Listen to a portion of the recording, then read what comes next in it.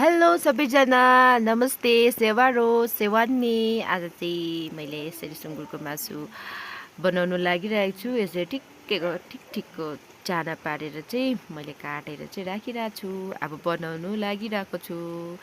First चाहिँ यसलाई उसिन्नुपर्छ। उसिन्दाखेरि चाहिँ नुन लाउनुपर्छ, त्यहाँदेखि चाहिँ हल्दी पनि लाउनुपर्छ। हल्दी लाएर चाहिँ मैले आगोमा उसिन्नु आँटेको छु। आगोमा यसरी उसिने हेर्नुहोस्, मजाले भक भक भक भक भक एक बुलको उसिन्यो।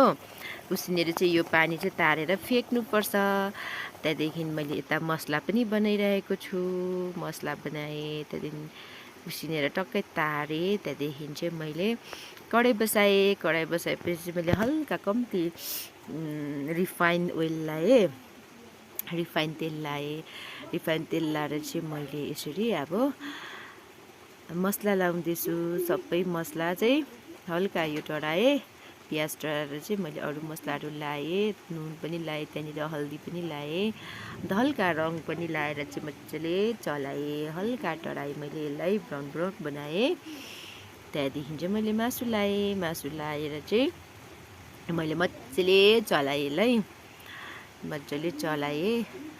अन्त नुन चाहिँ मैले धेरै कम्ती लाएँ, किनभने अघि उसिन्दा पनि लाएको थिएँ। त्यहाँदेखि चाहिँ मैले यसलाई चलाएर छोपिदिएँ, एकछिन छोपेर राखेँ।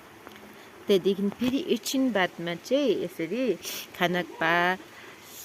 खानाकपा टिम्बुर चिम्फिङ चाहिँ मजाले पिसेर मैले फेरि हालेँ। हालेर चाहिँ यसरी पाक्यो।